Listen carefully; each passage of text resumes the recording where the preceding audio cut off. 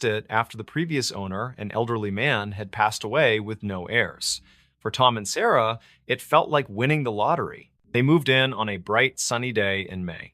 The house was even better in person, but there was a certain melancholy that clung to the place. The air inside was still and heavy with the feeling of abandonment. And they noticed the neighbors were reserved. Polite, but they wouldn't make eye contact for long, and they were reluctant to talk about the previous owner, a man they only referred to as Mr. Barrow. Tom, being a contractor, was excited to get to work. He started with the master bedroom, which had some significant water damage in the closet.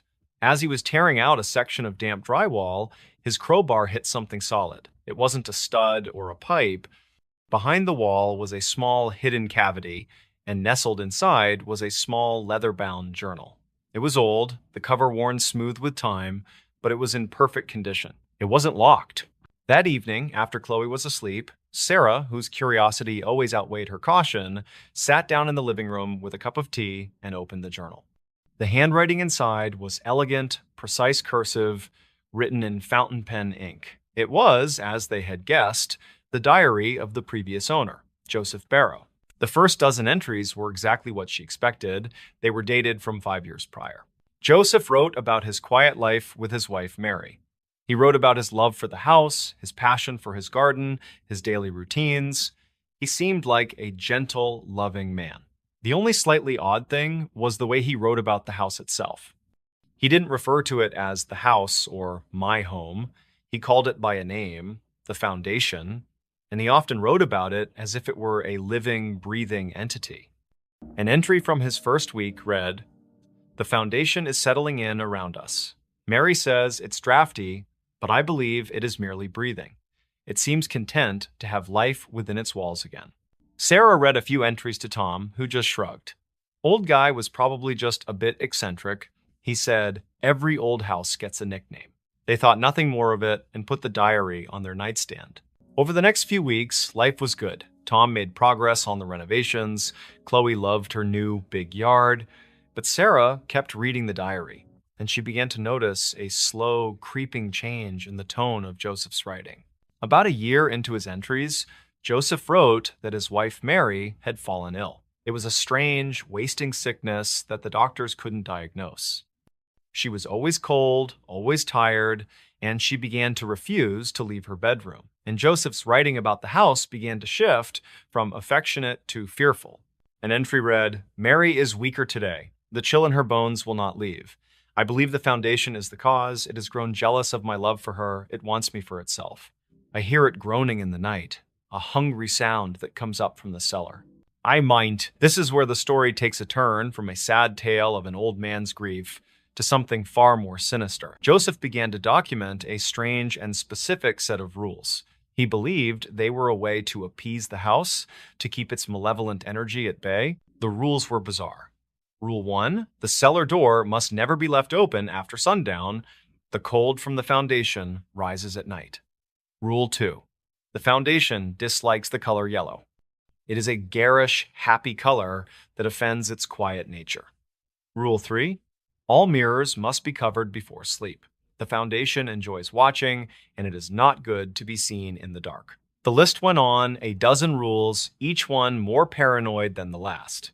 Sarah read these passages with a growing sense of unease. She told herself it was just the tragic diary of a man losing his mind as his wife was dying. But then, small, unexplainable things started to happen in the Millers' new home. Chloe was the first to show a change. She was a happy, outgoing child, but she became quiet and withdrawn. She started spending hours in her room, whispering to someone who wasn't there. When Sarah asked who she was talking to, Chloe would reply with a smile, "Mr. Joe? He's my new friend. He lives in the walls, and he tells me the secrets of the house." Then, things that mirrored the diary began to occur. Tom and Sarah would wake up in the morning and find the cellar door, which they were certain they had locked, standing wide open, a wave of unnatural cold seeping into the kitchen.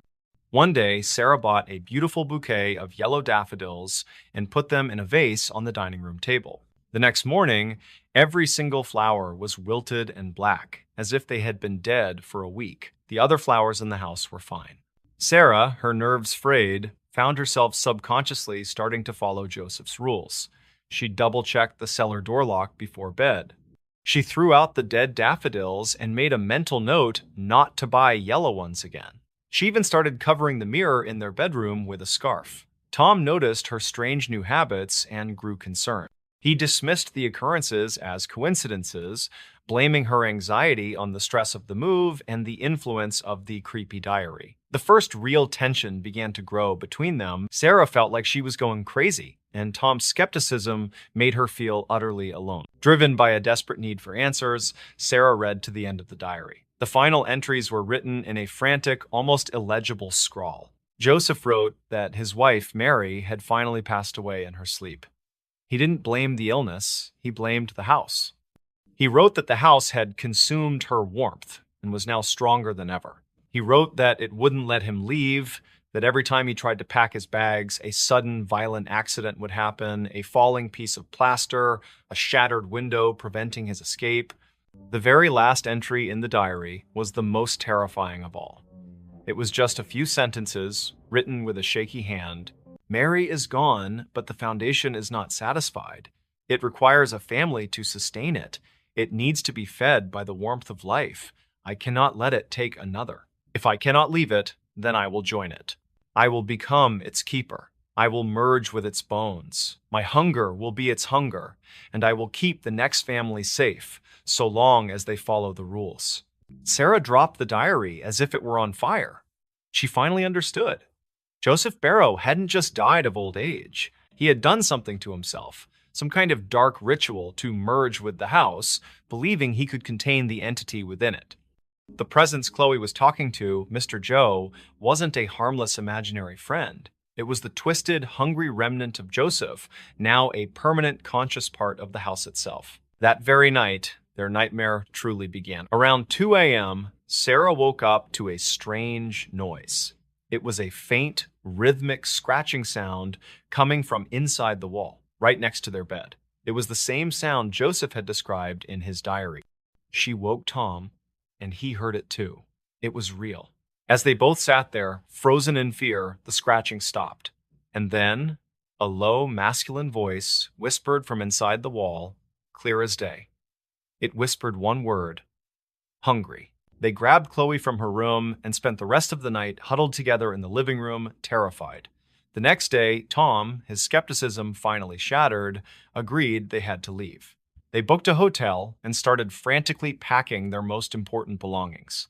That evening, as they were about to make their last trip out to the car, they realized Chloe was missing. She wasn't in the house, she wasn't in the yard. Panic set in. Sarah's mind raced back to the diary, to Joseph's obsession with the cellar. She knew, with a certainty, that chilled her to the bone where her daughter was.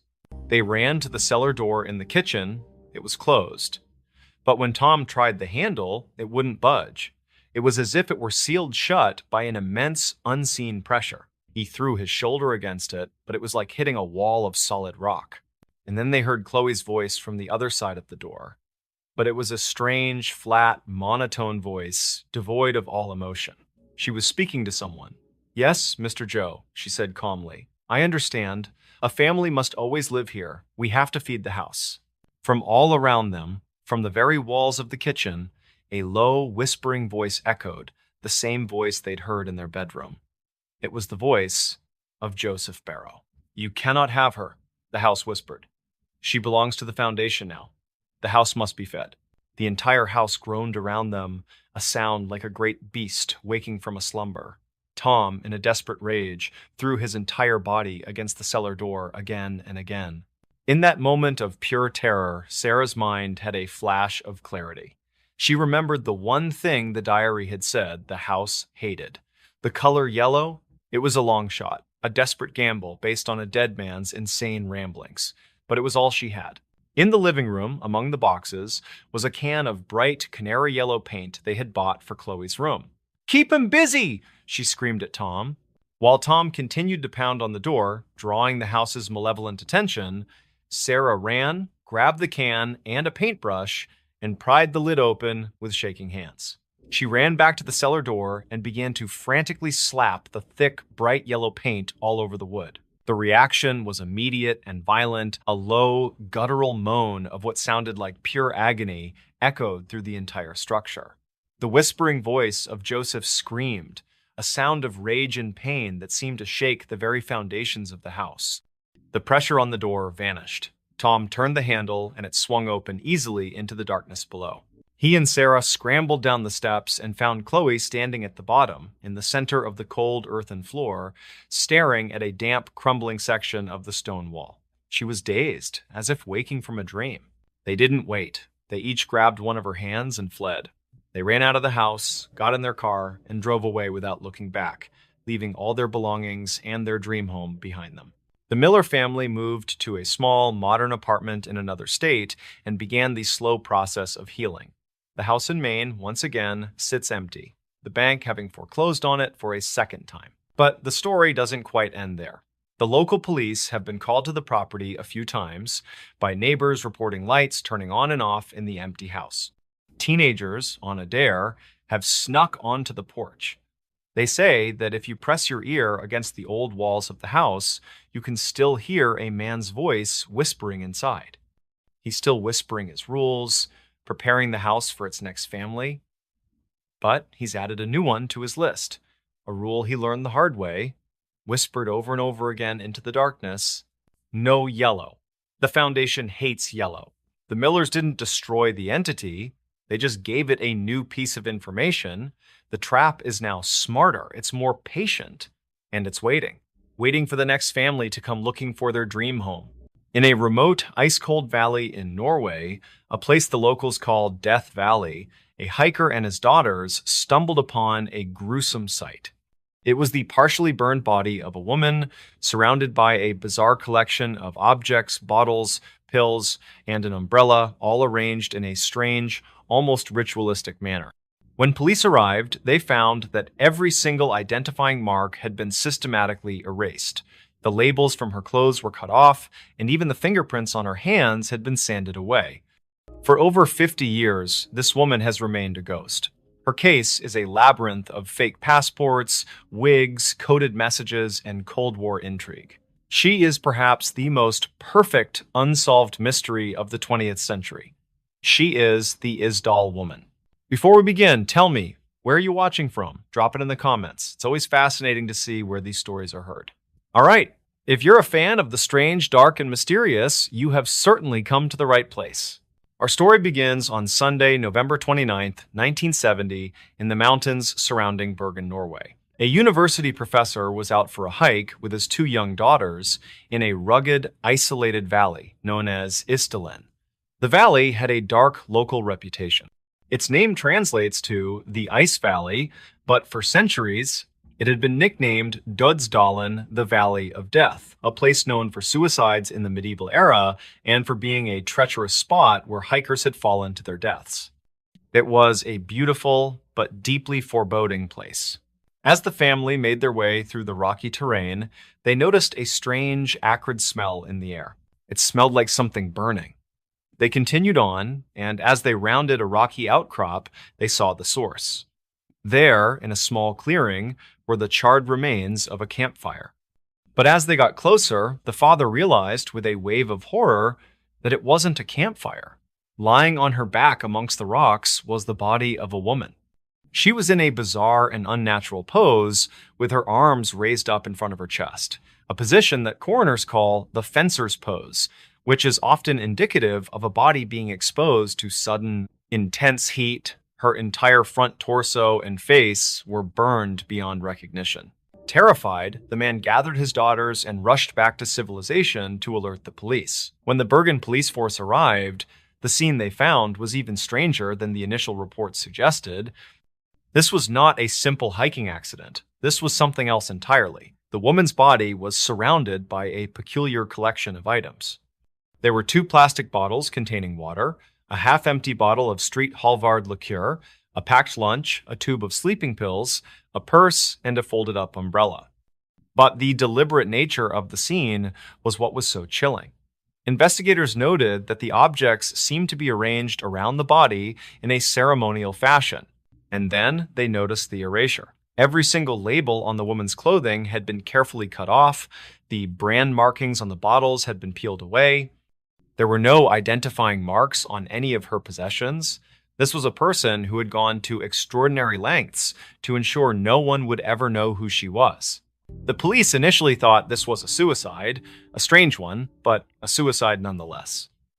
But when the body was taken back to the morgue, the mystery deepened. The medical examiner discovered that the woman's fingerprints had been systematically sanded or filed off her fingertips. This was not the act of a desperate person ending their life. This was the work of someone who was an expert at erasing an identity.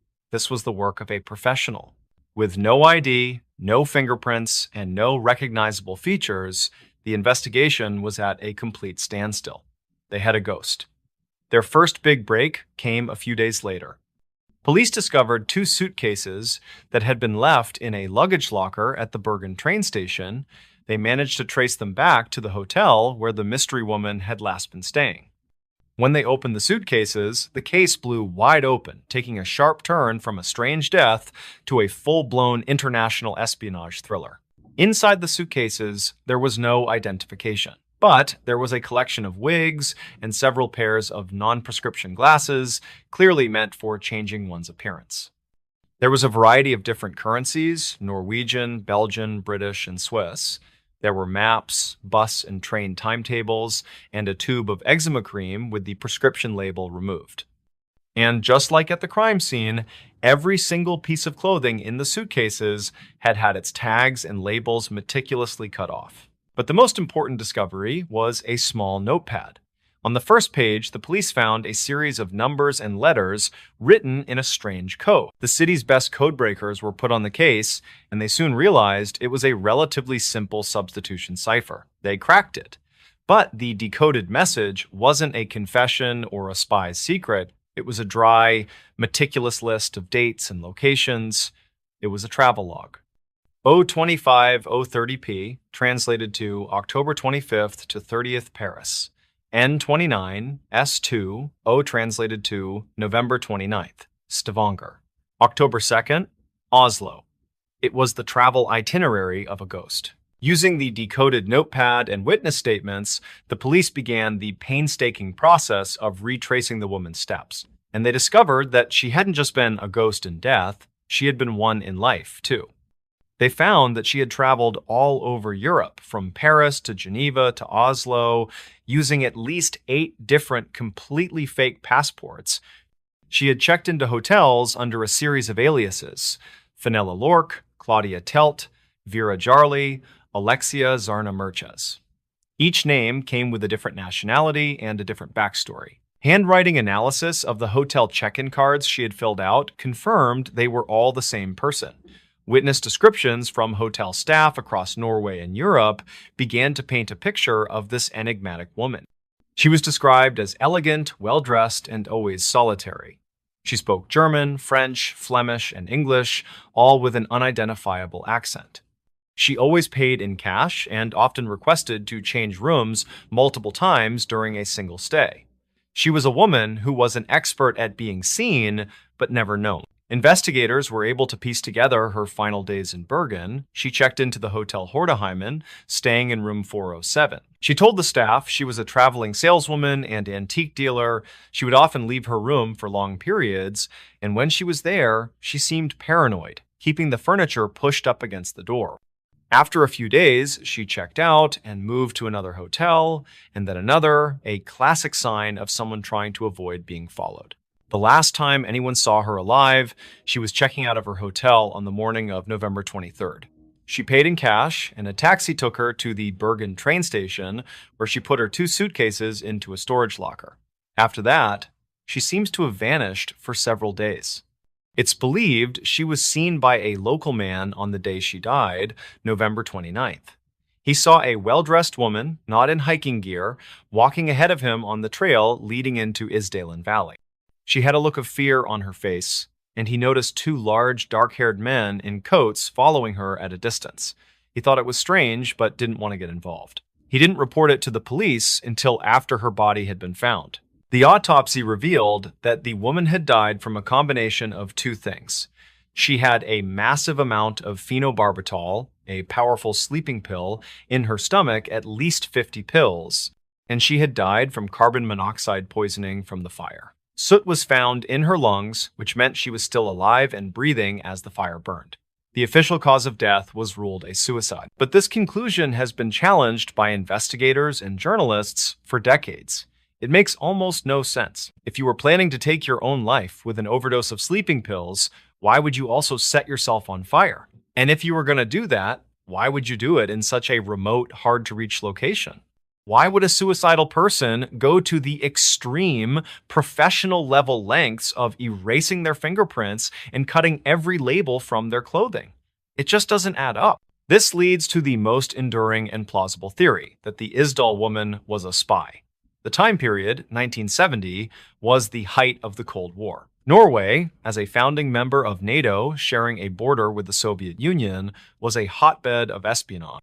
And her methods, the multiple identities, the wigs, the coded messages, the constant hotel changes, were all classic spy tradecraft. It's also been noted that around this time, Norway was conducting top-secret tests of its new Penguin missile system, a weapon that would have been of immense interest to the Soviet Union and other foreign powers. Was she a spy who was about to be captured and chose to take her own life rather than be interrogated? Or, perhaps more likely, was she a spy who had been compromised and was eliminated by her own agency or by an enemy agency? A professional hit staged to look like a bizarre suicide to create confusion and allow the killers to disappear. This would explain the two men seen following her into the valley. For 50 years, the case remained cold. But in 2016, the Norwegian Broadcasting Corporation launched a massive new investigation. They were able to create a full DNA profile from a tissue sample. They sent it to law enforcement agencies all over the world. They even managed to conduct a chemical analysis of her teeth, which determined that she had likely grown up in or near Nuremberg, Germany, around the time of World War II. But despite all this new science, no match has ever been found in any database. Her identity remains a complete mystery. The Isdal woman is a perfect enigma. She was a ghost who walked out of the shadows of Cold War Europe, lived a life of complete and total secrecy, and then vanished back into those shadows in a strange and fiery death. She is a woman without a name, without a past, and without a country, leaving behind only a trail of questions that will likely never be answered. And that's the end of the story. Next story is The Bell Witch of Tennessee, a tale of haunting and mystery. Part 1. The Curse of the Bell Family. In the early 1800s, nestled in the rolling hills of Adams, Tennessee, the Bell family was living the kind of quiet, peaceful life that most settlers dreamt of. John Bell, the patriarch, had built a modest but successful farm with his wife, Lucy, and their children. They had settled into a large log cabin surrounded by vast fields, shaded groves, and thick forests. Their home was a beacon of serenity in the otherwise untamed wilderness of early America. But little did they know, this idyllic life would soon be shattered by a force far beyond their understanding. Before we begin, tell me, where are you listening from and what time is it there? It all started in 1817 when strange and unexplainable events began to disturb the Bell family. At first, it seemed harmless enough, just little oddities that could easily be explained away as tricks of the wind or the creaking of the old house. The first strange occurrence was subtle, almost imperceptible, faint knocking noises that seemed to come from the walls of their home. At first, John Bell assumed it was just the house settling, but the sounds grew more insistent, almost rhythmic. It was as though someone or something was knocking from inside the walls, tapping and scratching. Soon after, the noises became louder and more varied. The family began to hear rattling chains in the middle of the night, followed by strange scratching and scurrying sounds in the dark. The house, once a sanctuary of comfort, began to feel alive in the most unsettling way. The children would wake in the night, frightened, convinced that something unseen was in their room with them. Lucy Bell, who was used to the peaceful sounds of nature outside their window, now found herself lying awake in the dark, listening to the disturbing noise echoing through the house. One evening, John Bell was sitting by the fire enjoying a quiet moment when he suddenly felt an intense and sharp pain in his throat. It felt as if someone had struck him from behind with a heavy stick. He clutched his throat, his eyes wide with surprise, but there was no visible injury. The pain came and went, but its suddenness and intensity left him shaken. He wondered if it was just a momentary ailment, but soon after, other strange things started happening to him as well. He felt weak and unable to move, as though a heavy weight was pressing down on him, sapping his strength. As the days passed, these odd occurrences became more frequent.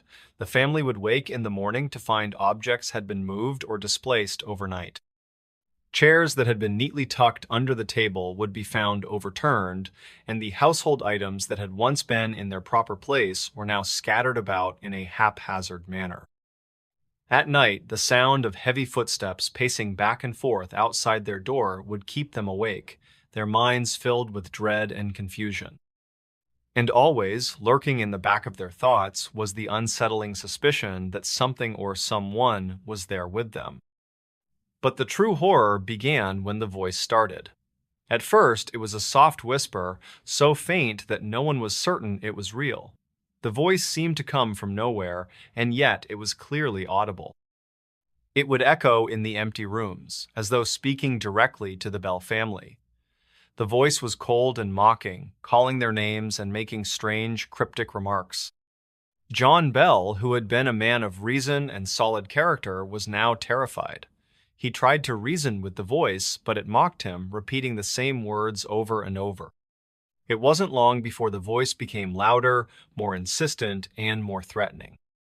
The family soon learned that the voice wasn't just any ordinary spirit. It identified itself as the spirit of Kate Batts, a woman who had lived in the area and had once been involved in a bitter dispute with John Bell. According to local legend, Kate Batts had cursed John before her death, and now, from beyond the grave, she sought her revenge. She claimed that her death had been caused by John's actions, though the exact details of the curse were shrouded in mystery. It seemed that Kate Batts had returned not to haunt, but to torment. Her voice, now unmistakable, would call out to the Bells at all hours of the day and night. It was relentless, speaking not only to John and Lucy, but also to their children, taunting them, mocking their every move. The spirit made it known that it had no intentions of leaving. It was there to stay, and it wouldn't stop until it had what it wanted. As the days turned into weeks, the Bell family could no longer ignore the malevolent force in their home. It wasn't just the strange noises or the terrifying voice, it was the sense of dread that hung in the air like a heavy fog. The walls seemed to pulse with dark energy, and no one felt safe, even in the daylight. The family's once warm home now felt cold, its floors and walls filled with invisible eyes watching their every move. It wasn't just a haunting, it was a torment that felt personal, as though they had been chosen for this nightmare. What made the situation even more terrifying was that the Bell Witch didn't just speak to the family from a distance. It began to physically attack them. At night, John and Lucy would feel sharp, invisible forces pulling at their clothes, tugging at their hair, and slapping them across their faces. The children, especially Betsy, became the focus of the spirit's fury. Betsy, a young girl, would wake in the night, crying out in pain as her hair was violently pulled or her body was scratched and bruised by unseen hands. The Bell family, once proud and strong, was now terrorized by an invisible but very real enemy that seemed to know their every weakness. As the haunting grew more intense, the Bell family tried everything they could think of to rid themselves of the malevolent spirit. They called upon local ministers and spiritualists, hoping to find a solution, but nothing worked. The Bell Witch seemed to be one step ahead of them at every turn, its power only growing stronger. It was clear that the Bell family was in the grip of something far more sinister than any of them had ever imagined. What had started as small noises and whispers had transformed into a full-fledged nightmare. And the worst part? It seemed there was no way out. Part 2. The Haunting Intensifies. As the days passed, the Bell family's life turned into a waking nightmare. The once peaceful farm in Adams, Tennessee had become the battleground of a battle they couldn't fight, a battle against something invisible yet undeniably powerful. It wasn't just the sounds anymore, it was the overwhelming presence that seemed to hang over them, thickening the air and making their every breath feel labored. The Bell Witch had made it clear it was not going to leave. The terrifying voice that had once whispered now shouted with increasing frequency and malevolence. It mocked the family, repeating their names, ridiculing their every action. The words were more than just an annoyance, they were an attack, a mental and emotional torment that weighed heavily on the Bells. But it wasn't just the voice that haunted them, it was the unseen force that followed them every waking moment, making even the simplest task feel impossible. John Bell, the once proud patriarch, was struck with a sickness that no doctor could diagnose. His health deteriorated rapidly, and he grew weaker with each passing day. At first, his family thought it was just the stress of the haunting taking its toll, but as time went on, it became clear that something more sinister was at play. John was plagued by a strange, sensation-sharp, debilitating pains in his throat that felt like invisible hands strangling him. His body trembled, and he lost the strength to even sit up. It was as if the Bell Witch had cursed him with a slow, painful demise. In the midst of this growing terror, it was Betsy, John's young daughter, who became the focal point of the haunting's malevolent energy. The Bell Witch, seemingly fixated on her, began to physically torment her in ways that no child should ever endure. At night, Betsy would scream in agony as invisible hands clawed at her, pulling her hair and scratching her arms. Her once peaceful bedroom became a battleground, with the relentless spirit attacking her without mercy. One night, while Betsy was asleep, the Bell Witch escalated its attacks. It dragged her out of bed and threw her violently across the room as though an unseen force had picked her up and tossed her like a rag doll.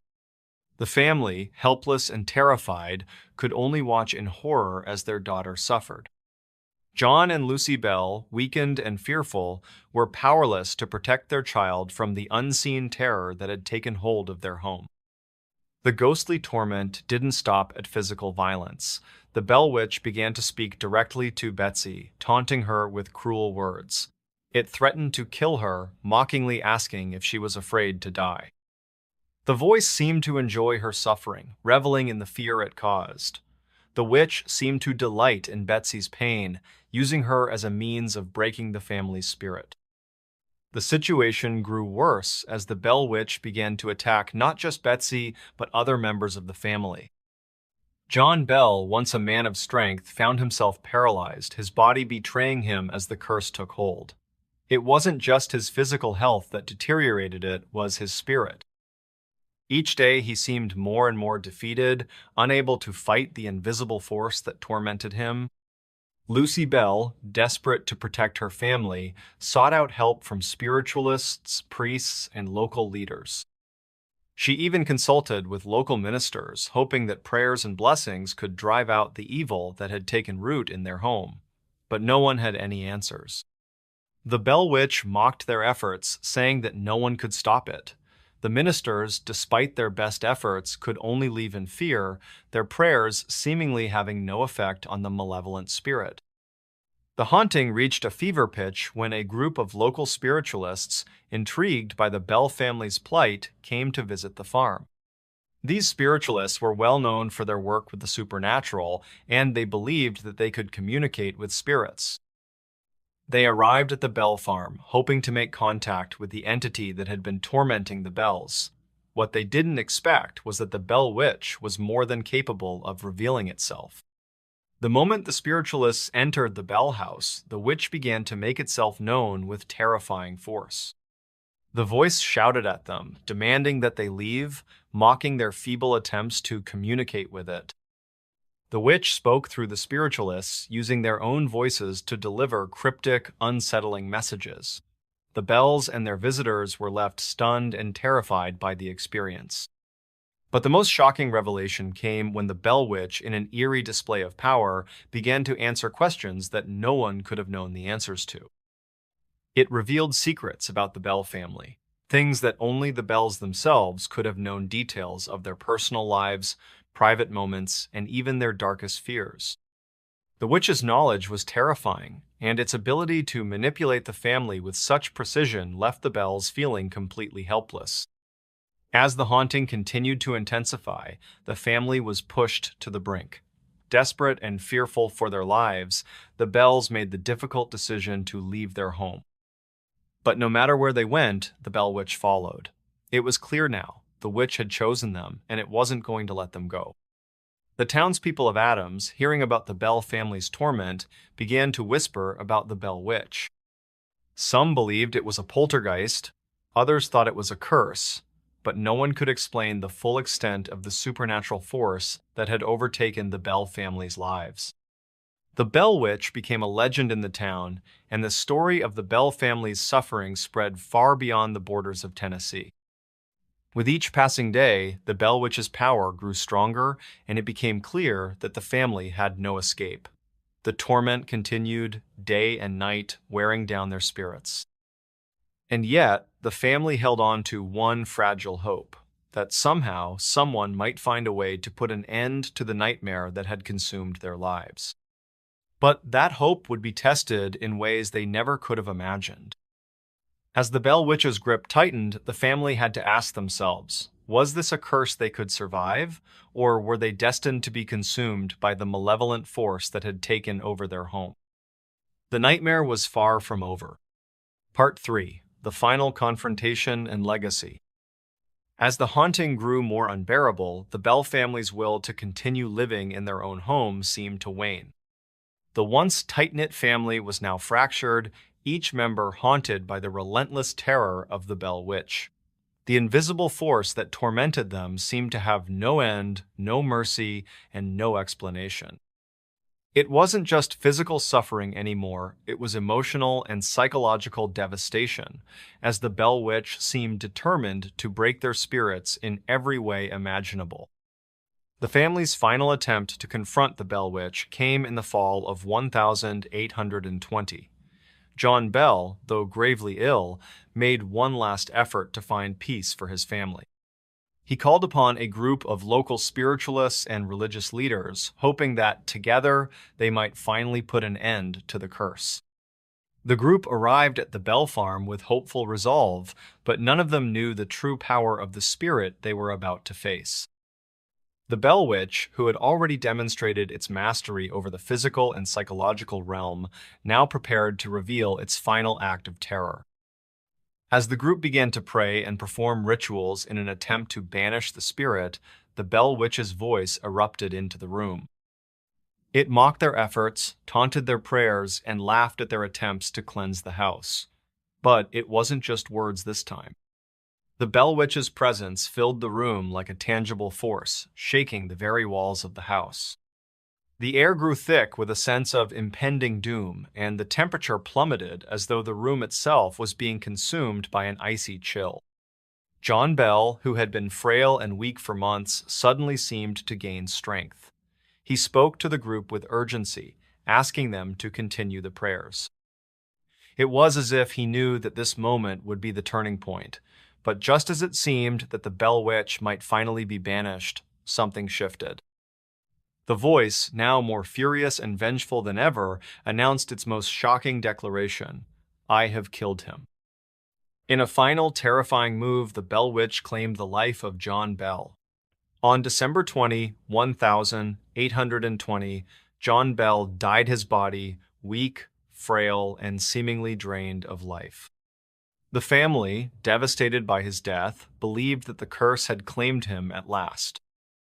His passing was swift and mysterious, and many suspected that the Bell Witch had somehow poisoned him, fulfilling its threat to take his life.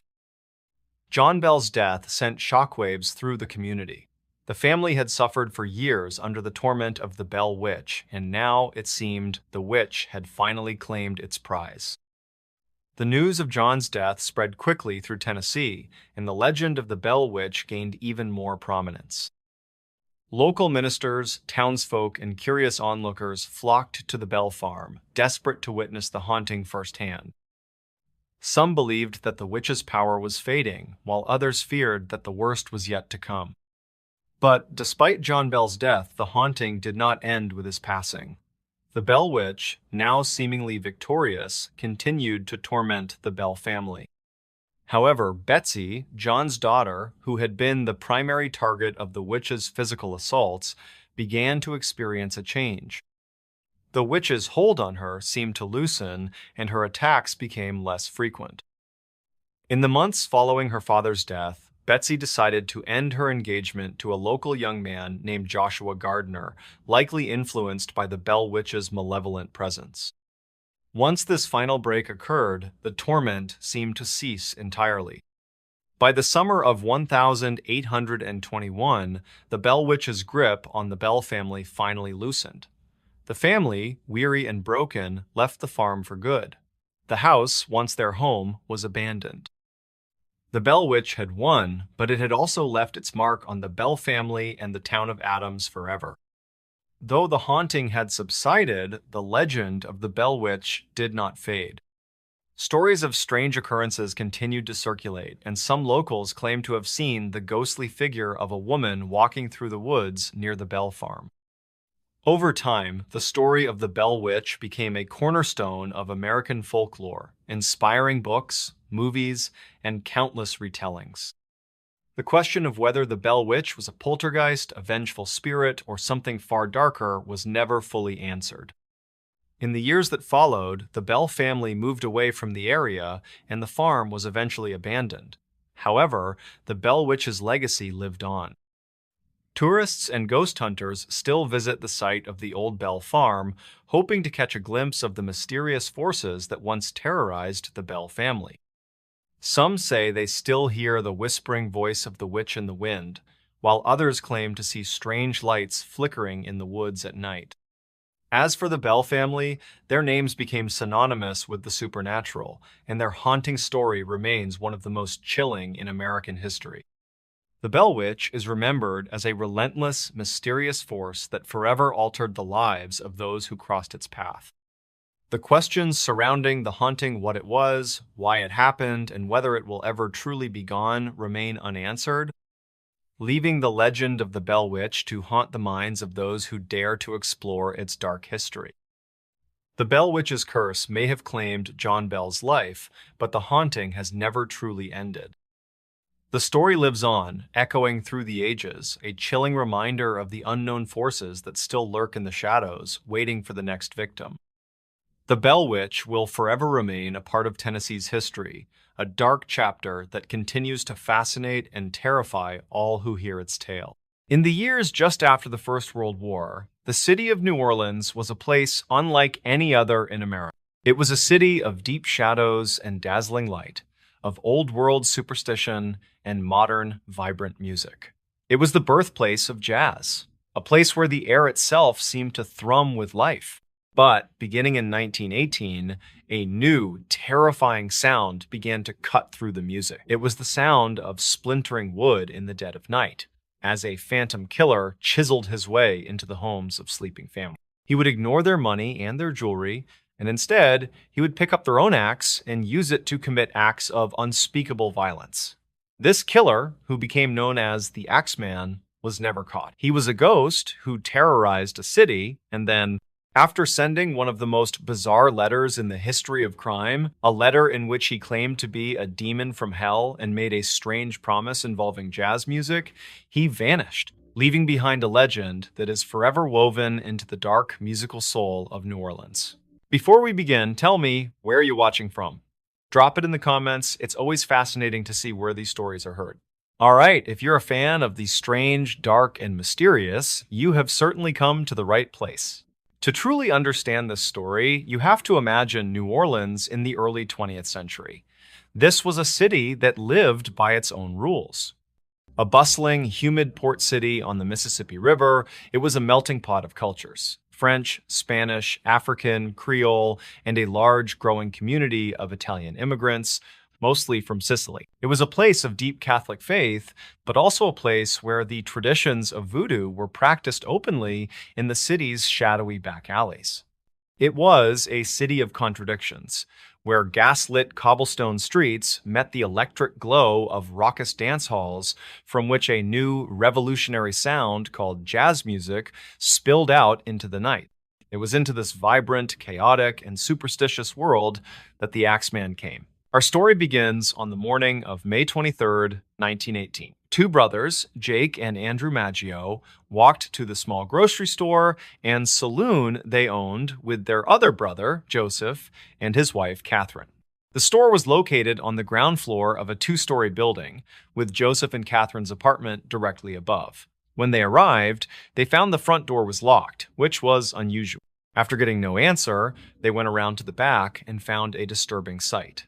The bottom panel of the back door had been chiseled out, creating a crude opening just large enough for a person to crawl through. A deep sense of dread washed over them. They managed to get inside and called out for their brother and his wife, but were met with a dead, oppressive silence. They climbed the stairs to the apartment, and the first thing they saw was their sister-in-law, Catherine, lying in a heap on the floor. Her throat had been cut so deeply that her head was nearly severed from her body. In a state of shock and horror, they stumbled into the bedroom. There, they found their brother, Joseph, lying in his bed, his head and face having been brutally crushed by a massive, powerful blow. The sheets were soaked in blood. The police were called, and the scene they found was one of both savage violence and strange, meticulous detail. In the bathroom, they found a bloody axe, the kind used for splitting wood, which belonged to the Maggios themselves. It had been left in the bathtub as if to wash away the evidence. On the floor of the bedroom, they found a straight razor, which they determined had been used to cut Catherine's throat. Bizarrely, the razor belonged to Joseph's brother, Andrew, who worked as a barber and had left it at the apartment a few days earlier to have Joseph sharpen it for him. The killer had found it and used it, but the most confusing part of the crime scene was that nothing of value had been taken. Money was left in the cash register downstairs. Jewelry in the apartment was untouched. This was not a robbery. This was something else. This was a crime of pure, unadulterated rage. The police investigation was chaotic from the start. They initially suspected Andrew Maggio, the owner of the razor, but he had a solid alibi. They had no witnesses and no fingerprints. The only real clue was a cryptic message found faintly chalked on the sidewalk a few doors down. It read, "Mrs. Maggio will sit up tonight just like Mrs. Tony." This was a reference to a previous unsolved murder of a man named Tony Sciambra, but the police couldn't make a definitive link. The case went cold, a brutal but seemingly isolated incident. But then, 1 month later, the Axeman struck again. On June 27th, a baker named John Zanka was making his morning deliveries when he noticed that the back door of the grocery store, owned by a man named Louis Basumer, had its lower panel chiseled out. It was the exact same method of entry as the Maggio murder. Zanka alerted the police, who entered the apartment to find a gruesome scene. Louis Basumer and his mistress, a woman named Harriet Lowe, were in their bed, both having suffered horrific head injuries from a hatchet that, once again, belonged to the victims and had been left at the scene. Miraculously, both Basumer and Lowe were still alive. They were rushed to the hospital.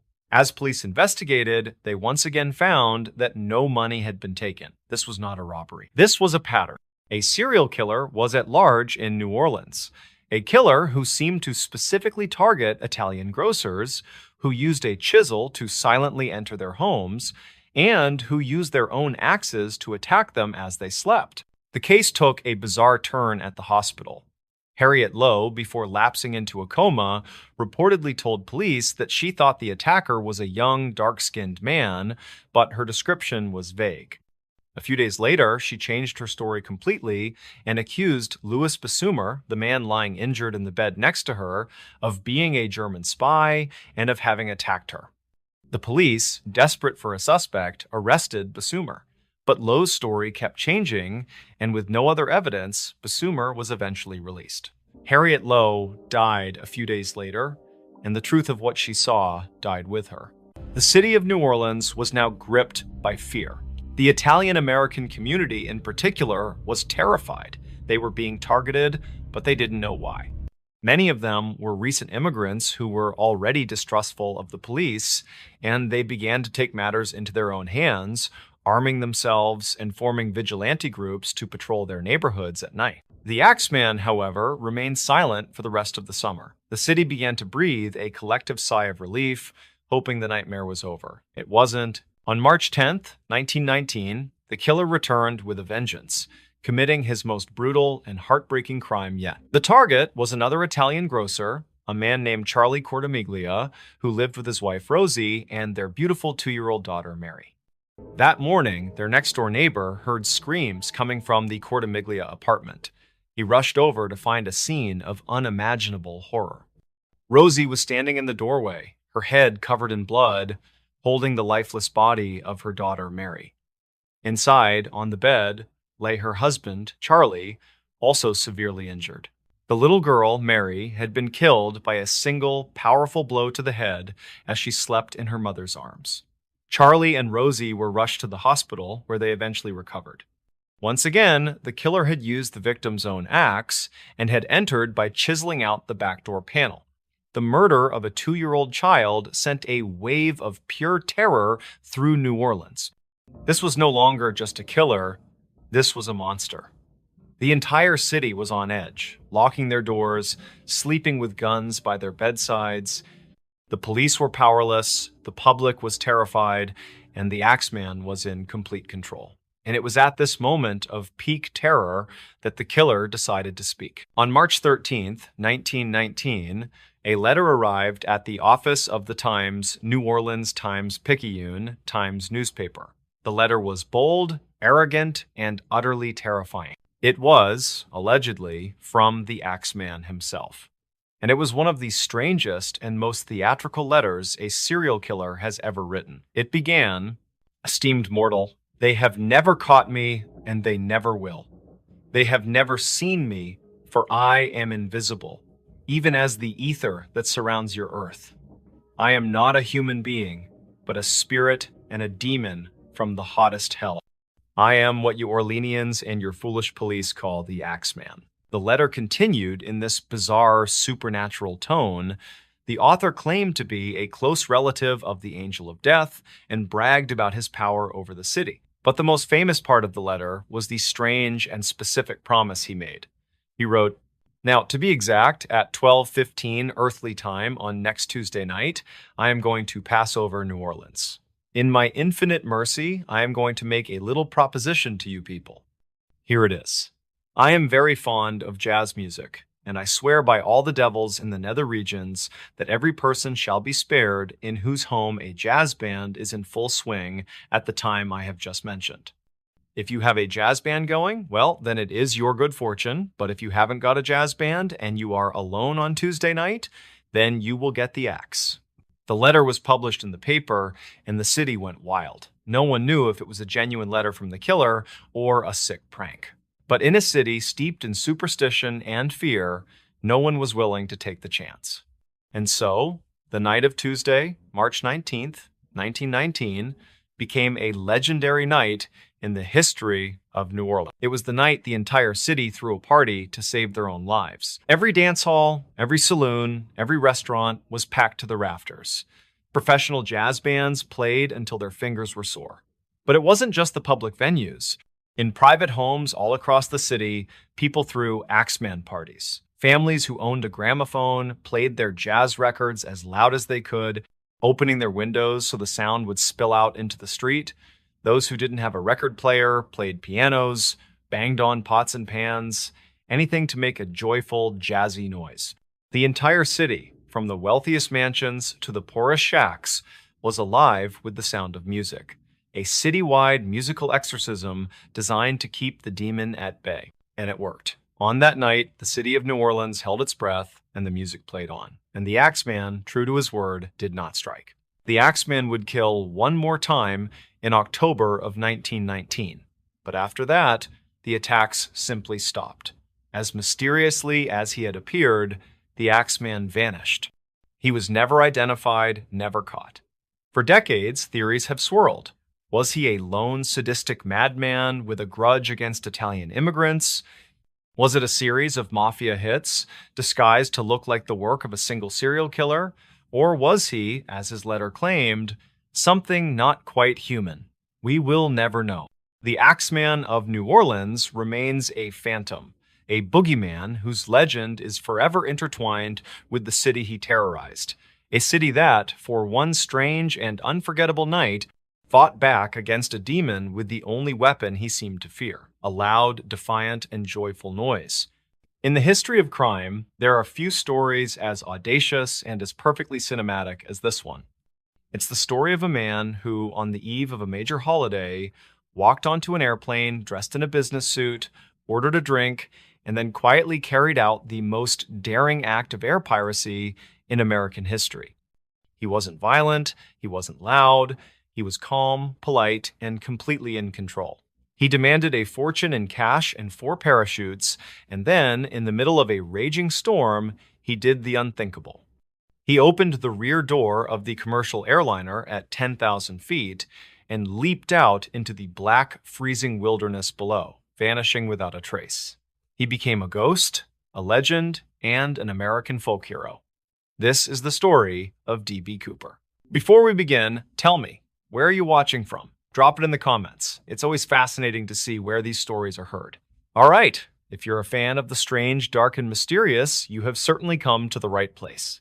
Our story begins on Wednesday, November 24th, 1971, the day before Thanksgiving. The airports were bustling with people heading home for the holiday. Air travel in 1971 was a vastly different experience than it is today. Security was minimal, there were no metal detectors, no baggage scans. You could walk up to a counter, pay in cash, and walk right onto a plane. And that is exactly what a man did that afternoon at Portland International Airport in Oregon. He approached the ticket counter for Northwest Orient Airlines and bought a one-way ticket for the short 30-minute flight to Seattle, Washington. He was in his mid-40s, about 6 feet tall, and was dressed conservatively in a dark business suit, a crisp white-collared shirt, and a narrow black tie held in place with a mother-of-pearl tie tack. He paid for his ticket in cash and gave his name as Dan Cooper. He was assigned to seat 18C. He was, by all accounts, completely and utterly unremarkable. He boarded the plane, a Boeing 727, and took his seat. The flight was only about a third full, carrying 36 passengers and a crew of 6. As the plane taxied for takeoff, he did what any businessman on a flight would do. He calmly lit a cigarette and ordered a bourbon and soda. The flight attendant who served him, a 23-year-old woman named Florence Schaffner, would later describe him as quiet, polite, and rather nice. The plane took off from Portland at 2:50 p.m., climbing into the gray, overcast skies of the Pacific Northwest. Everything was perfectly routine. A few minutes into the flight, as the plane ascended towards its cruising altitude, Cooper made his move. He caught Florence Schaffner's eye and beckoned her over. As she leaned in, he handed her a folded piece of paper. In that era, it wasn't uncommon for businessmen to flirt with flight attendants, often by passing them a note with their phone number on it. Florence, assuming this was the case, simply smiled and slipped the note unread into her purse. Cooper leaned closer. "Miss," he said quietly, his voice calm and without a hint of aggression, "you'd better look at that note. I have a bomb." Florence was taken aback. She opened her purse and unfolded the note. The message, written in neat, all-capital letters with a felt-tip pen, was clear and direct. It said that he had a bomb in his briefcase, and that he wanted her to sit next to him. Stunned, Florence did as she was told, taking the empty seat beside him. She asked to see the bomb. Cooper calmly unlatched his black attaché case, opened it just enough for her to see inside, and then closed it again. In that brief moment, she saw what looked like 8 red sticks, which she assumed were dynamite, a large battery, and a tangle of wires. The threat was real. Cooper then stated his demands, all of which he wanted her to write down and take to the captain. His demands were incredibly specific, suggesting he was not an amateur. He wanted $200,000 in unmarked, non-sequential $20 bills. He wanted 4 parachutes, 2 primary, main parachutes, and 2 reserve parachutes. And he wanted a fuel truck standing by in Seattle to refuel the plane upon their arrival. He then calmly closed his briefcase and put on a pair of dark sunglasses. Florence took the note to the cockpit and informed the captain, William Scott. The captain immediately contacted Seattle-Tacoma Airport Air Traffic Control, who in turn alerted the local police and the FBI. The president of Northwest Orient Airlines, Donald Nyrup, made the decision to cooperate fully. The passengers' lives were worth more than the money. For the next 2 hours, as the Boeing 727 circled Puget Sound, the passengers had no idea what was happening. To them, it was just a minor mechanical delay. The flight attendants, maintaining a professional calm, told them they would be landing in Seattle shortly. But in the back of the plane, in seat 18C, Dan Cooper sat, calmly smoking cigarettes and sipping his bourbon, holding an entire airplane hostage. At 5:24 p.m., the plane was finally cleared to land at Seattle-Tacoma Airport. It touched down at 5:39 p.m. and taxied to a remote, isolated section of the tarmac away from the main terminals. The airport was bathed in the cold, driving rain of a Pacific Northwest evening. The scene was incredibly tense. The FBI and local police had surrounded the area, but Cooper had warned them that he would detonate the bomb if he saw any unauthorized approach. On board the plane, Cooper ordered all the window shades to be closed to prevent police snipers from getting a clear view. The airline had managed to scramble together the money, 10,000 individual $20 bills, and the parachutes, which they sourced from a local skydiving school. An airline employee, clad only in a t-shirt to show he was unarmed, walked out onto the rainy tarmac and delivered the cash-filled knapsack and the parachutes to the plane via the aft air stairs, the staircase at the very back of the 727. Once Cooper had confirmed the delivery, he made good on his word. He calmly allowed all 36 passengers, along with the flight attendant Florence Schaffner and another senior flight attendant, to deplane. He was now alone on the plane with Captain Scott, the first officer, the flight engineer, and one remaining flight attendant, a young woman named Tina Mucklow, who had volunteered to stay behind. Now that he had the money and the parachutes, the authorities assumed he would surrender or try to escape on the ground. But Dan Cooper had a second act planned. He informed the cockpit crew of his new flight plan. He wanted them to take off again and fly to Mexico City. But he gave them a very specific and very strange set of instructions on how to fly the plane. He demanded that they fly at an altitude below 10,000 feet. He wanted the wing flaps to be locked at a 15-degree angle, and he wanted the landing gear to remain down. And, most crucially, he demanded that the cabin remain unpressurized. To the average person, these instructions would sound bizarre. But to the flight crew and the FBI agents listening in, the plan was instantly, chillingly clear. Every single one of these instructions was designed to make the plane fly as slow and as low as possible and to keep the cabin at a breathable pressure. They were the perfect conditions for a high-altitude parachute jump. And the Boeing 727, the plane he had specifically chosen, was the only commercial airliner at the time that had a staircase at the back, the aft air stairs, that could be opened from the inside while the plane was in flight. This was not a random plan. This was the work of a man who knew exactly what he was doing. At 7:40 p.m., the Boeing 727 took off from Seattle and headed south into the dark, stormy night. Two F-106 fighter jets from a nearby Air Force base were scrambled to follow the airliner, but they were ordered to keep their distance to avoid spooking Cooper. In the poor visibility and thick cloud cover, they never even managed to get a visual on the 727. On board the plane, Cooper calmly instructed Tina Mucklow, the remaining flight attendant, on how to operate the aft air stairs. He then told her to go into the cockpit, close the curtain, and not come out. That was the last time anyone ever saw Dan Cooper. The flight crew, now sealed in the cockpit, could only fly the plane and wait. At approximately 8 p.m., a warning light flashed on in the cockpit, indicating that the aft air stair had been opened. The pressure in the cabin fluctuated. Then, at 8:13 p.m., as the plane flew through a violent thunderstorm over the dense, rugged wilderness of southwestern Washington, the tail section of the aircraft was suddenly jolted by a subtle upward movement. The crew knew what it meant. Dan Cooper had jumped. With $200,000 strapped to his body, He had leaped from the back of a commercial airliner into a freezing, pitch-black, and stormy night, and vanished into American folklore. The FBI immediately launched one of the largest, most expensive, and longest-running investigations in its history, codenamed NORJAC, for Northwest hijacking. The first challenge was figuring out exactly where he had jumped.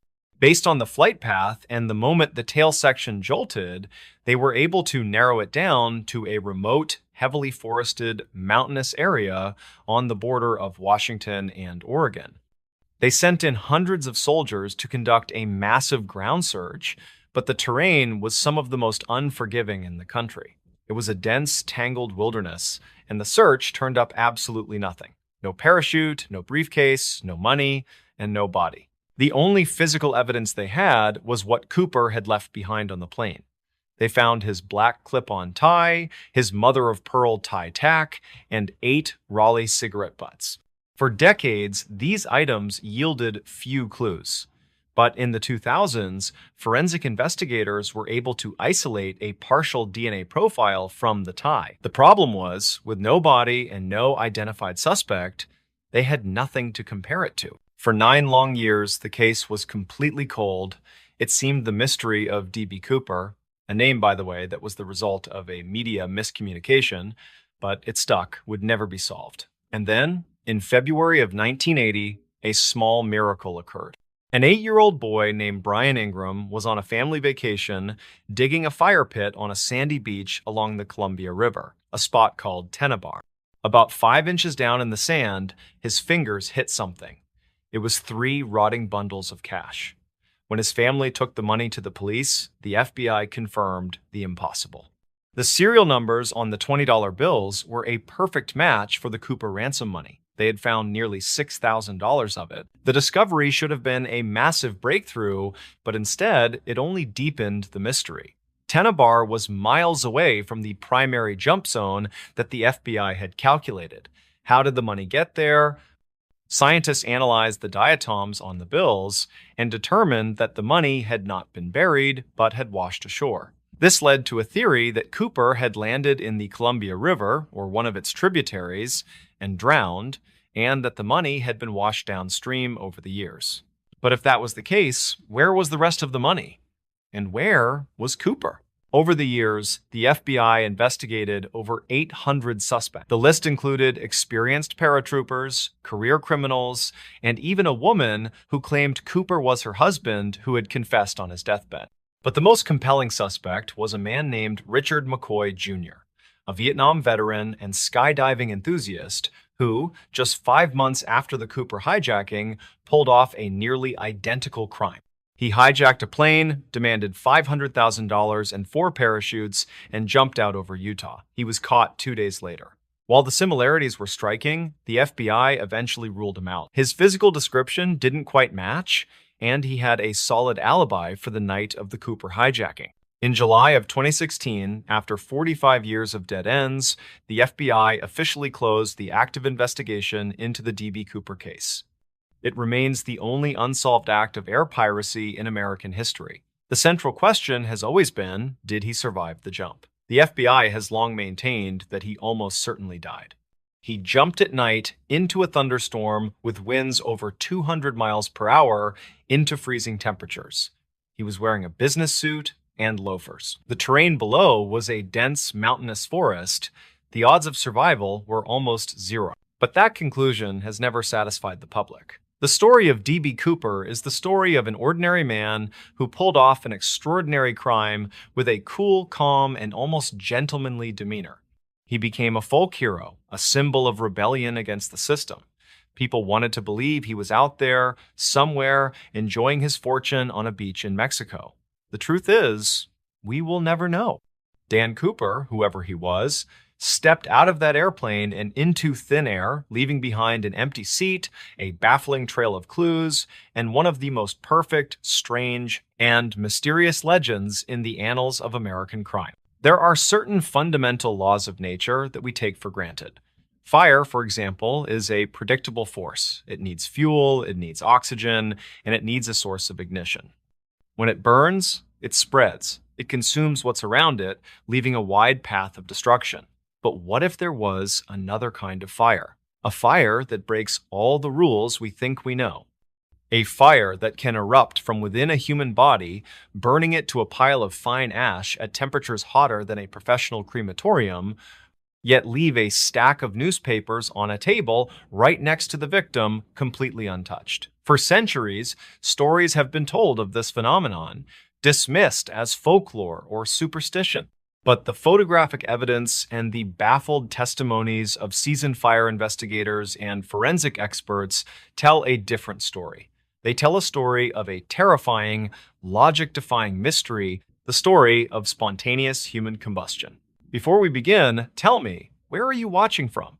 Drop it in the comments. It's always fascinating to see where these stories are heard. All right, if you're a fan of the strange, dark, and mysterious, you have certainly come to the right place. Our first, and perhaps most iconic case, takes us to a sunny retirement community in St. Petersburg, Florida. The year was 1951. In a small, unassuming apartment lived a 7-year-old widow named Mary Reeser. Mary was, by all accounts, an ordinary woman. She was a bit overweight, but in decent health. She lived a quiet life, mostly keeping to herself. On the evening of July 1st, she had a visit from her son Richard, who stopped by for a short while. He left at around 9 p.m., and he would be the last person to see his mother alive. He said she was in good spirits, sitting in her favorite overstuffed armchair, wearing a rayon nightgown and a pair of black satin slippers. She mentioned she was planning to take 2 Seconal sleeping pills, as she often did, and then go to bed. The next morning, at around 8 a.m., Mary Reeser's landlady, a woman named Pansy Carpenter, came to deliver a telegram. She knocked on Mary's door, but there was no answer. She tried the doorknob and found it was hot to the touch. A wave of fear washed over her. Thinking there had been a small fire, she ran to get help from some construction workers nearby. 2 of the workers came back with her, and when they forced the door open, they were met with a scene that was so bizarre, so completely impossible, that it would go on to baffle investigators for decades. There was no major fire, the apartment was not a burned-out wreck, in fact, most of the room was completely untouched, but there was a thick, greasy black soot covering the upper part of the walls and the ceiling, and the air was thick with a strange, sweet, smoky smell. Their eyes were drawn to the corner of the room where Mary's favorite armchair used to be. The large, overstuffed chair was almost completely gone. All that remained was a pile of blackened coil springs, and in the center of those springs, in a small circle of scorched carpet, was a pile of fine gray ash. Mixed in with the ash were a few calcified fragments of her vertebrae and a human skull, which was described as being shrunken to the size of a teacup. And then there was the most famous and unsettling detail of all. Sticking out of the pile of ash, completely unharmed, was a single, undamaged human foot, still wearing its black satin slipper. Of the roughly 170-pound Mary Reeser, all that was left was a pile of ash, a few bone fragments, and her left foot. The police and fire departments were called to the scene, and they were utterly stumped. The lead investigator, Detective Cass Burgess, walked into the room and was met with a series of contradictions that defied all the laws of fire science. To reduce a human body to that state of cremation requires temperatures of around 3,000 degrees Fahrenheit, sustained for several hours. That is the temperature inside of a commercial crematorium. If a fire that hot had raged in that corner of the apartment, the entire room, if not the entire building, should have been a burned-out husk. But it wasn't. Just a few feet away from the pile of ash, a stack of newspapers sitting on a table was completely untouched. The plastic light switches on the wall had not melted. The paint on the lower part of the walls wasn't even blistered. The only evidence of a fire, other than the incinerated remains of Mary, was the greasy soot and a small circle of scorched carpet. There was no chemical accelerant found, no sign of faulty wiring, there was no logical source of ignition. It was as if an incredibly intense, localized fire had erupted in the very spot where Mary was sitting, consumed her almost completely, and then simply extinguished itself. The case became so bizarre that the local police sent a box of the evidence, including the ash and bone fragments, to the FBI for analysis. They even brought in a physical anthropologist and fire expert named Dr. Wilton Krogman. After examining the scene and the evidence, Dr. Krogman was completely baffled. He would later be quoted as saying, "I have never seen a case like it. I find it hard to believe that a human body, once ignited, will literally consume itself. I cannot conceive of such complete cremation without more burning of the apartment itself." He famously concluded, "This is the most unusual thing I've ever seen. As I review it, the short hairs on my neck bristle with vague fear. Were I living in the Middle Ages, I'd mutter something about black magic." Mary Reeser's death became the quintessential example of what is now known as spontaneous human combustion, and her case is far from the only one. Let's travel forward in time to December 5th, 1966, to the small town of Coudersport, Pennsylvania. A meter reader named Don Gosnell was making his rounds on a cold winter day. He arrived at the home of a 92-year-old retired physician named Dr. John Irving Bentley. Gosnell made his way down the basement stairs to read the meter, and he noticed a strange, light blue smoke hanging in the air and a sweet, cloying odor, almost like incense. He thought it was odd, but he read the meter and went on his way. But when he came back up, he realized something was wrong. He called out for Dr. Bentley, but got no response. Fearing the old man might have had a medical emergency, he broke a pane of glass on the basement door and let himself in. He followed the strange smell up to the second-floor bathroom, and the scene he found there was just as impossible as the one that had greeted investigators in Mary Reeser's apartment. In the floor of the bathroom was a perfectly circular hole about 2.5 feet in diameter, burned through the linoleum and the thick wooden floorboards below. In the basement, directly beneath, there was a pile of fine ash. And standing next to the hole, as if it had simply been left behind, was the lower half of a man's right leg, from the knee down, completely intact, with its slippers still on. Of the rest of Dr. Bentley, there was nothing. His walker was found lying across the hole in the bathtub, but the rest of his body had been consumed by an intense, localized fire and had fallen through the floor into the basement below. Once again, the surrounding area was almost completely untouched by the fire. The bathtub next to the hole was fine. The paint on the walls wasn't even scorched. It was another case of a human body being reduced to ash with only a single limb remaining in a fire that seemingly had no source and caused no significant damage to its surroundings. The pattern is undeniable, and it continues into more modern times. On March 26, 1986, in a small town outside of Crown Point, New York, a young man named Rick Conti went to visit his father, a 58-year-old retired firefighter named George Mott. When he entered his father's bedroom, he was met with a bizarre scene. There was no sign of a major fire, but there was a strange, greasy film on the walls and a thick, sweet smell in the air. On his father's bed, there was a pile of ash and charred bone fragments. Among the remains, he found a piece of his father's skull and a single rib bone. The rest of the man's body was simply gone. The irony of the case was profound. A man who had spent his entire life fighting fires had seemingly been consumed by one that defied all explanation. The bedsheets around the pile of ash were barely even singed. The rest of the room was pristine. So what is going on here? For centuries, these incidents were dismissed as acts of God or works of the devil, but in modern times, science has proposed a theory that on the surface seems to explain these bizarre events. It's called the Wick effect. The theory of the Wick effect posits that the human body can, under a very specific set of circumstances, act like an inside-out candle. In this scenario, a person's clothing acts as the wick, and their own body fat acts as the fuel or the wax. The theory suggests that an external ignition source, like a dropped cigarette or a spark from a nearby fireplace, ignites the person's clothing. This initial flame is small, but it's enough to rupture the skin and begin to melt the subcutaneous body fat.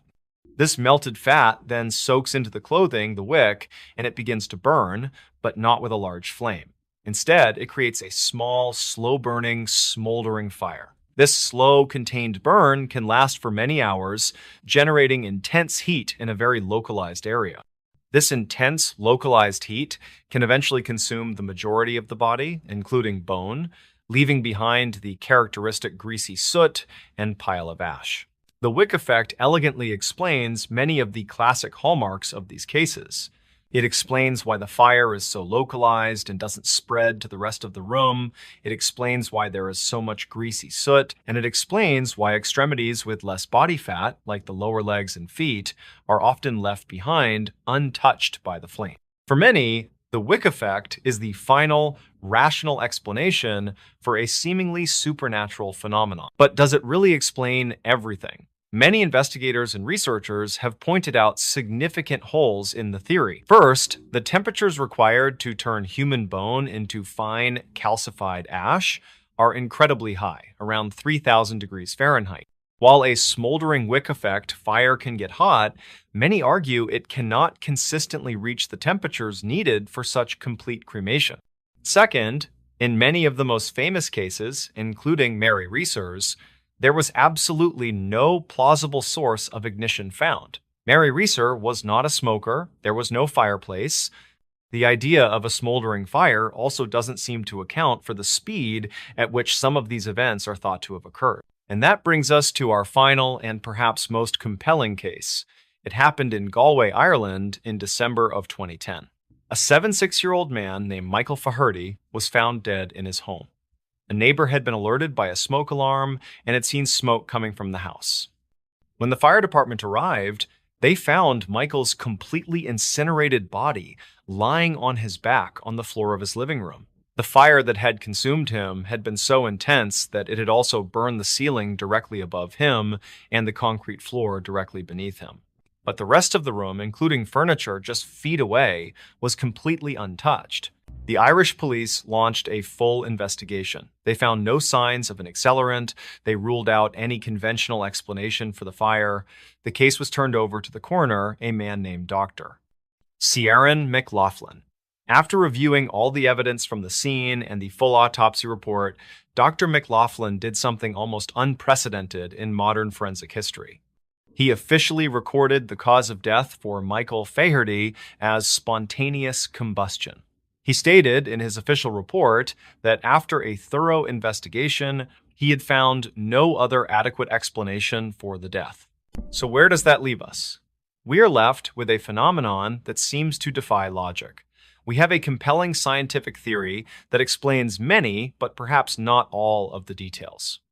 And we have hundreds of documented cases stretching back centuries that describe a terrifying and consistent pattern. A human body burning to ash with an inexplicable, intense, and localized fire. It is a mystery that pits our rational understanding of the world against a series of impossible and horrifying facts.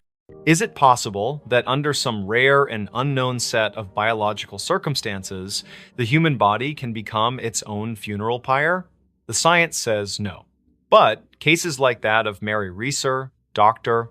John Bentley, and Michael Faherty suggest that sometimes reality is far stranger and far more terrifying than fiction. There's a special kind of horror that belongs to the sea. It's the horror of the vast, empty expanse, the knowledge that a person can vanish into the blue and never be seen again.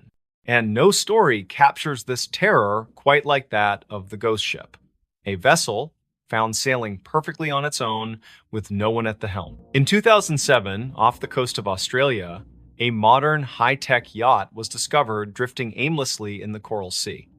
When authorities boarded it, they were met with a scene of profound and unsettling mystery. The engine was running, a laptop computer was on, and a meal was set on the table as if the crew was about to sit down to eat. All the life jackets were accounted for. There was no sign of a struggle, no sign of damage. The only thing missing was the boat's three-man crew. They had vanished into thin air, leaving behind a floating time capsule of their final ordinary moments and creating one of the most baffling maritime mysteries of our time. Before we begin, tell me, where are you watching from? Drop it in the comments. It's always fascinating to see where these stories are heard. All right, if you're a fan of the strange, dark, and mysterious, you have certainly come to the right place. Our story is about three friends from Western Australia who were about to embark on the trip of a lifetime. The leader of the group was 56-year-old Derek Batten, known to his friends as Des. Des was the proud owner of a brand new 12-meter catamaran he had named the Caz 2. He was a retired businessman who had been passionate about sailing for years. He wasn't a world-class sailor, but he was experienced and competent, and he had spent months preparing the Caz 2 for a grand adventure. His plan was to sail the boat from the east coast of Australia all the way around the top of the continent and back home to Perth. It was a journey of thousands of miles, a dream trip he had been planning for years. To join him on this epic voyage, Des had invited his neighbors and good friends, two brothers named Peter and James Tunstead.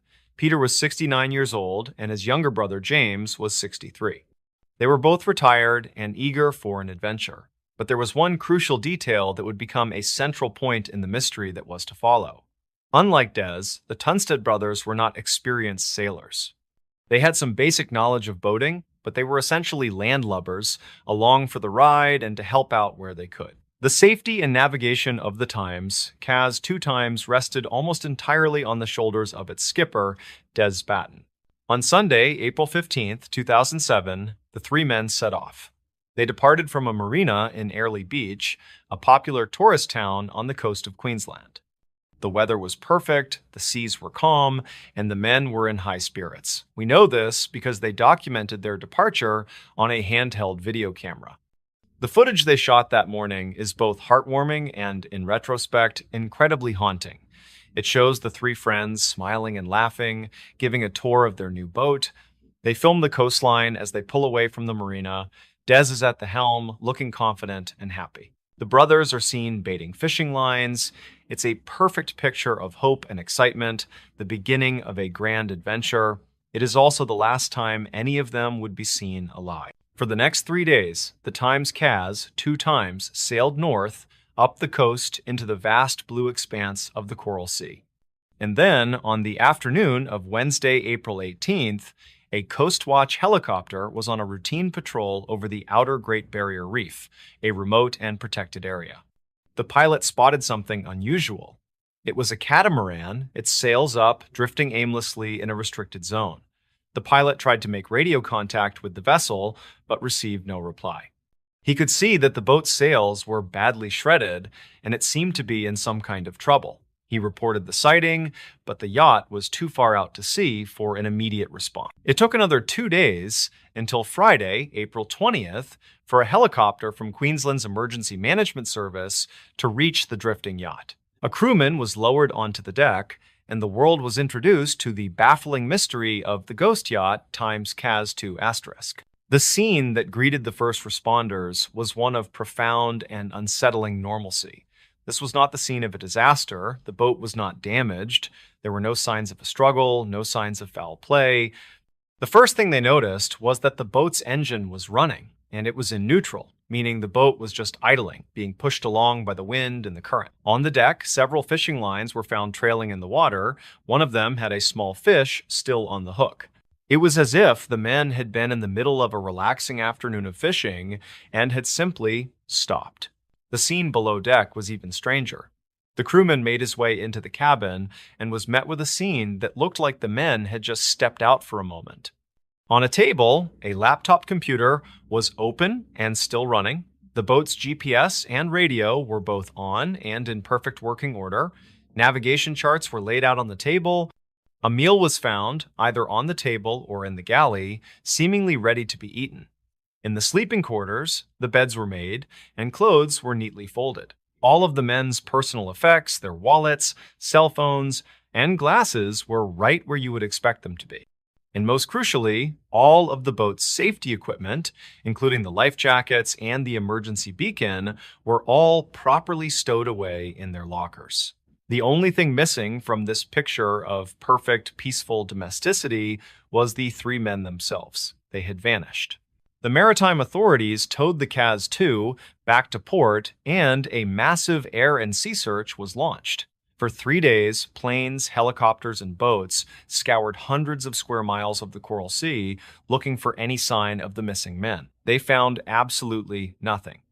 No bodies, no debris, no floating life vests. It was as if the three friends had been plucked from their boat by an invisible hand. The investigation began, and the police were faced with a complete and total mystery. They analyzed the video camera that was found on board. The footage from the morning of their departure was the last time the men were seen. The final clip on the camera, however, was recorded later that same day. It was a short, mundane clip. It showed the water off the back of the boat, then a quick shot of a fishing line trailing in the water, and then it cuts off. It offered no clues.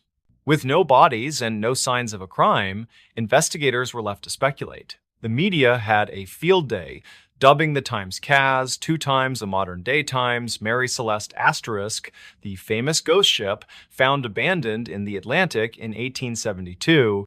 Theories ranged from the plausible to the paranormal. The first theory to be considered was, of course, foul play. Had the men been the victims of modern-day pirates, or perhaps they had stumbled upon a smuggling operation and were murdered to silence them? This theory was quickly dismissed. There were no signs of a struggle on the boat, the cabin was not ransacked, all of the men's valuables, including cash, were left behind, and the boat itself had not been stolen. The foul play theory simply did not fit the pristine, undisturbed scene. The next theory was that the men had staged their own disappearance. Perhaps they wanted to escape their lives and start over somewhere new. This, too, was quickly ruled out. These were not men in trouble. They were retirees, looking forward to their golden years. Des Batten had a wife of over 40 years and was close with his family. There were no financial problems, no secret lives to escape from. The idea that these 3 men in their 50s and 60s would concoct such an elaborate and cruel hoax on their families was deemed to be almost impossible. Another popular theory was that the boat had been hit by a freak wave or had encountered a sudden, violent squall. In this scenario, all 3 men could have been on deck at the same time and been washed overboard by a single, massive wave. This is a plausible event in the open ocean, but again, it didn't fit the evidence. The scene below deck was too neat. A wave powerful enough to sweep 3 grown men from the deck would have tossed the contents of the cabin around like a washing machine. The laptop would have been on the floor, the dishes would have been smashed, and the place would have been a wreck. But it wasn't. Everything was in its place.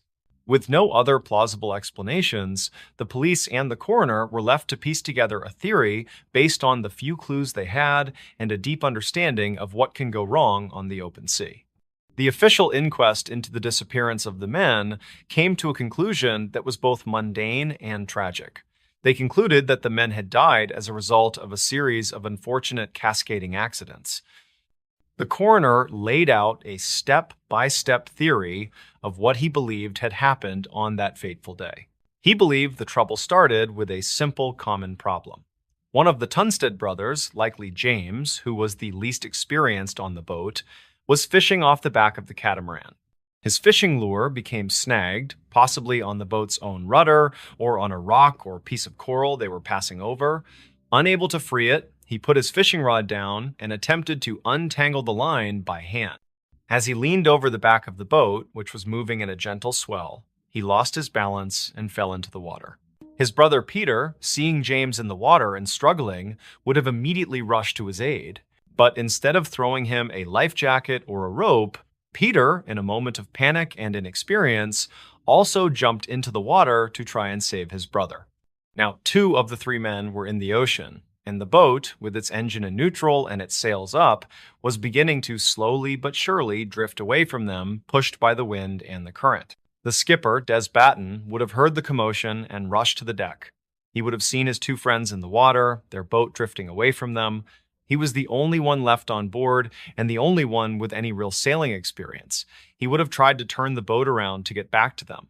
But a catamaran of that size can be difficult to manage for a single person, especially with the sails already up. It's possible that as he tried to maneuver the boat, the mainsail, or the boom, swung across the deck unexpectedly, knocking him overboard as well.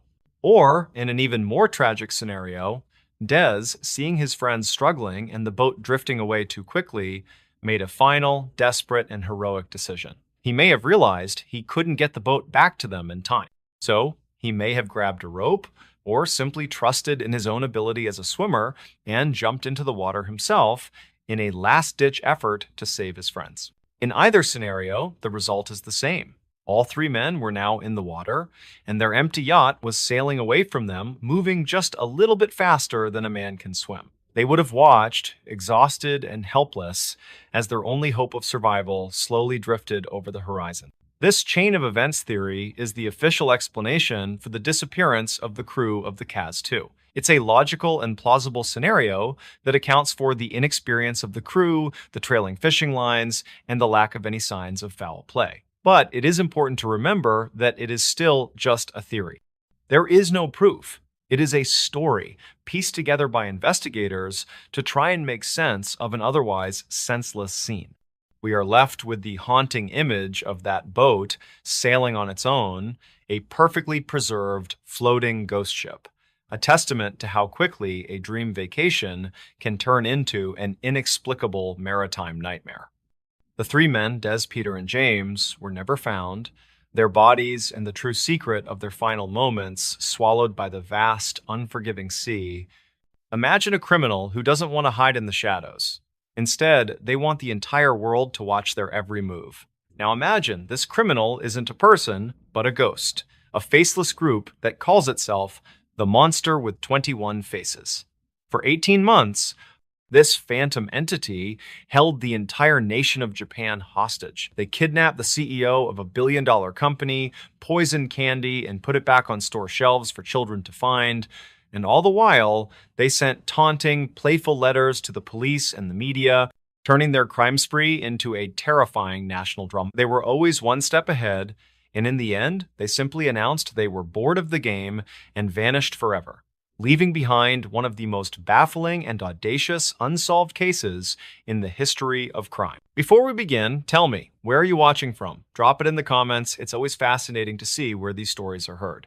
All right, if you're a fan of the strange, dark, and mysterious, you have certainly come to the right place. Our story begins in the spring of 1984 in the prosperous and orderly nation of Japan. At the head of one of the country's largest and most beloved candy companies, Ezaki Glico was its president, a 42-year-old man named Katsuhisa Ezaki.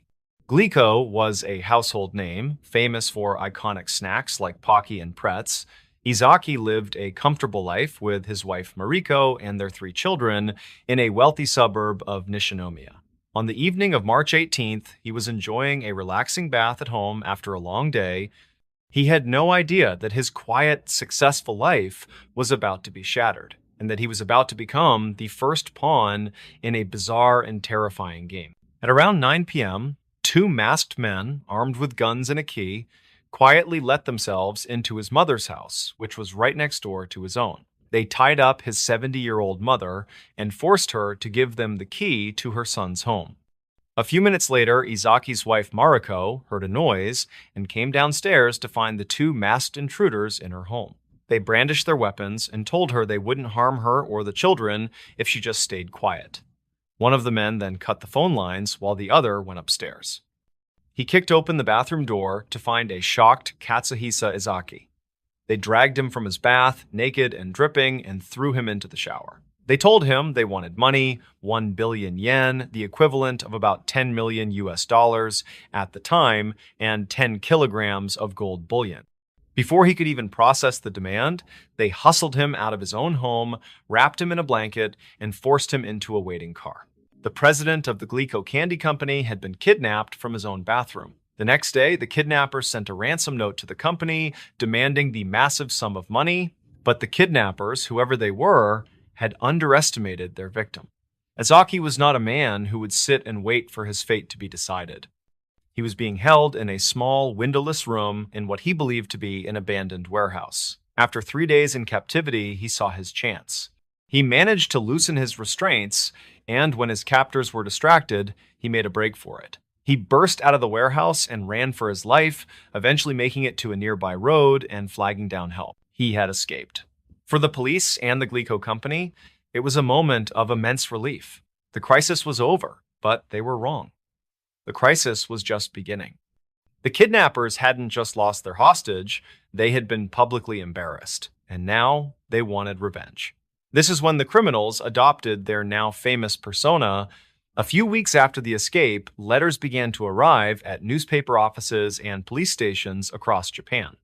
They were from the kidnappers, but they were now writing under a new name, a name taken from a famous series of Japanese detective novels by the author Edogawa Rampo. They called themselves Kaijin Nijuichi Menso, which translates to the monster with 21 faces. Their letters were unlike any ransom notes the police had ever seen.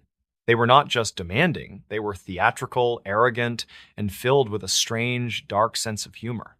They were written in a folksy, sometimes childish dialect, and they were filled with insults aimed at the police and the media. One of their early letters read, "To the dumb police, are you stupid? There are so many of you, what are you doing? If you were professionals, you would have caught us. Your abilities are so bad, we will give you a hint." This was their style. They weren't just criminals, they were performers, and all of Japan was their unwilling audience. Their first public act of terror was a direct attack on the Glico company. They sent a letter to the media announcing that they had laced Glico candy products with potassium cyanide, a deadly poison, and placed them back on store shelves. The announcement caused immediate and widespread panic. Japan is a country where food safety is taken incredibly seriously, and the idea of poisoned snacks aimed at children was a national nightmare. Glico had no choice but to pull all of its products from every store in the country. The company lost over $20 million and had to lay off hundreds of workers. The monster had failed to get their ransom, so they had inflicted a different kind of pain, bringing a corporate giant to its knees. After a few months of tormenting Glico, the monster went silent. The public began to hope the nightmare was over. But then, in September, they returned, this time with a new target, another major food company called Morinaga. Their tactics were the same. They sent letters demanding money, and when the demands weren't met, they escalated to public terror. But this time, they did something even more sinister. They didn't just claim times to have poisoned the candy, they showed the world they had actually done it. They sent letters to news outlets across the country, telling them the exact stores, and in some cases, the exact locations on the shelves where they had placed the poisoned products. A frantic race would begin, with reporters and police officers rushing to the named stores, and they would find them. Boxes of Morinaga candy, just as the monster had described, but with a new, professionally printed label on them that read, in Japanese, "Danger contains toxins. You will get sick if you eat this." The monster with 21 faces. It was a brilliant and diabolical act of psychological warfare. They weren't actually trying to kill anyone. They were proving that they times could asterisk. They were showing the entire country that they had the power to place poison in the hands of any child at any time. The fear was palpable. Candy sales plummeted across the country. Stores started pulling all Morinaga products from their shelves. The monster was in complete control. They expanded their campaign, sending threatening letters to Marudai Ham and House Foods Corporation, two other massive food companies. The Japanese food industry was in a state of siege. The National Police Agency, meanwhile, was engaged in the largest and most frustrating manhunt in the country's history. They had over 1,000 investigators working the case full-time. But they were chasing a ghost. The monster was incredibly skilled at covering their tracks. The letters were typed on an old Japanese typewriter, making them untraceable. They used public payphones for their calls. But the police did have a few agonizingly close calls. On two separate occasions, they arranged for a money drop with the criminals. Both times, the police were outsmarted. In one instance, a police officer was instructed to board a train and look for a man carrying a white flag. He was then supposed to follow that man to the drop-off point. The officer boarded the train, but he described the scene as chaotic, with so many people that he couldn't properly identify the